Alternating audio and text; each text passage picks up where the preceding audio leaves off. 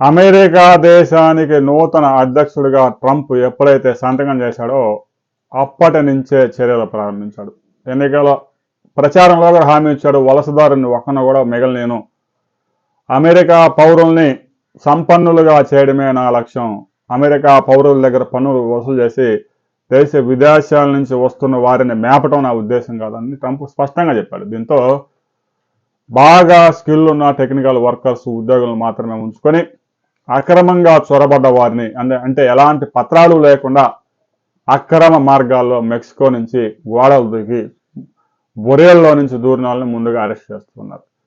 అమెరికాలో సహజంగానే కొన్ని నగరాల్లో అయితే గుడిసెలు వేసుకొని టెంట్లు వేసుకొని గుంపులు గుంపులు వలసదారులు చేరుకునే పరిస్థితి ఉంది. అలాంటి వారందరినీ ముందుగా అరెస్ట్ చేసి గ్వాటిమాలా బేకి పంపించాడు.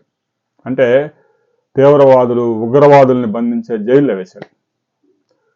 ఇక ఏ దేశం వాళ్ళు ఎంతమంది ఉన్నారు వాళ్ళందరినీ బయటికి లాగి ఆ దేశంలో మరలా ఏ ప్రాంతానికి చెందిన వాళ్ళు చూసి యుద్ధ విమానాల్లో వారిని ఆ దేశంలో డంప్ చేసి వస్తూ ఉన్నాడు. అయితే మెక్సికోకి, కెనడాకి, చైనాకి పెద్ద ఎత్తున డంప్ చేశాడు. భారతదేశానికి అయితే ఒక 3 విమానాలు, ప్రస్తుతానికి 2 వచ్చాయి, ఇంకొకటి రాబోతా ఉంది. మొత్తం మీద ఒక 400 మందిని తీసుకొచ్చాడు. ఇంకా 18,000 మంది దాకా మొత్తం ఉన్నారట. ఒక 400 పైన ఇంకా 17,600 మంది ఉన్నారు. వాళ్ళందరినీ కూడా తరలించడానికి భారతదేశం కూడా అంగీకరించింది. వలసదారులు అక్రమంగా వలస వెళ్ళి ఎక్కడ పడితే అక్కడ ఏ దేశంలో ఆ దేశంలో దూరడానికి భారతదేశం కూడా ఒప్పుకోదు. ఎందుకంటే భారతదేశానికి కూడా ఇలాంటి సమస్యలు బంగ్లాదేశ్ నుంచి, మయన్మార్ నుంచి పెద్ద ఎత్తున లక్షల్లో వలస వచ్చి ఆ పశ్చిమ బెంగాల్ని సర్వనాశనం చేశారు. ఇప్పుడు జార్ఖండ్, ఛత్తీస్గఢ్ మీద కూడా పడ్డారు. ఇక ట్రంప్ అమెరికా అధ్యక్షుడు కాగానే ఆ బ్రిటన్ ప్రధాని ఫ్రాన్సు, రష్యా అధ్యక్షుడు పుతిన్, ఇక ఉక్రెయిన్ ప్రధాని వాళ్ళందరితో మాట్లాడాడు.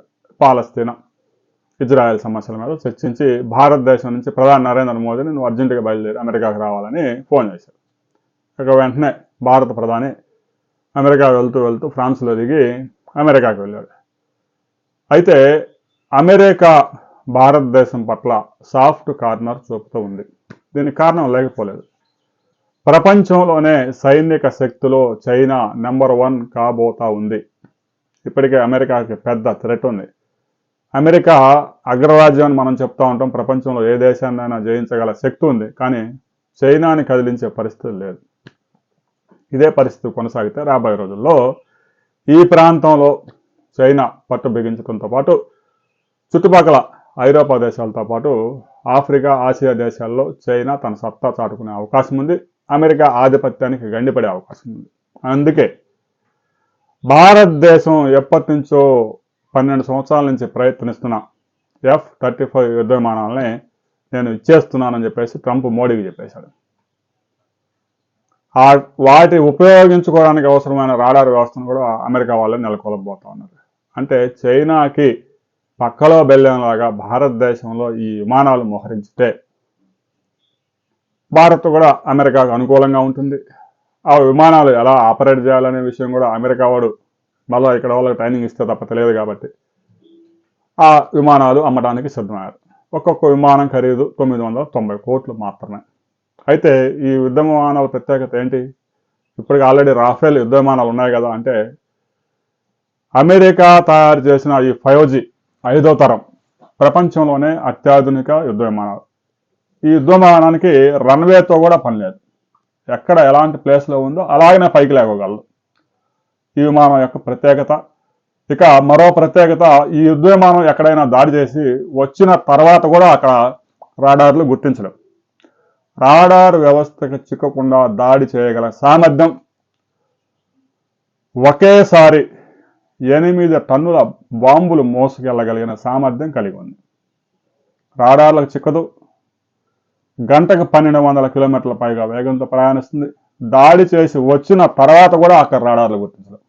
అలాంటి అత్యాధునిక సాంకేతిక పరిజ్ఞానంతో తయారు చేసిన C-35 భారతదేశంలో మోహరించి చైనా వైపుగా గురిపెట్టడానికి అమెరికా అధ్యక్షుడు ట్రంప్ అయితే పెద్ద స్కెచ్ వేశాడు.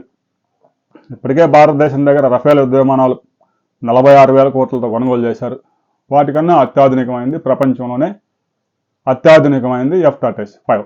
ఇక చైనా దగ్గర ఇప్పటికే ఉన్నటువంటి ఆ 36 ఏదైతే చాంగ్డు ఉందో ఆ యుద్ధ విమానానికి విరుగుడుగా భారతదేశంలో దాదాపుగా 26 F-35 ఫైటర్లని మోహరించడానికి అమెరికా సిద్ధమవుతా ఉంది. భారతదేశానికి ఆయుధాలు అమ్మినట్టు ఉంటుంది.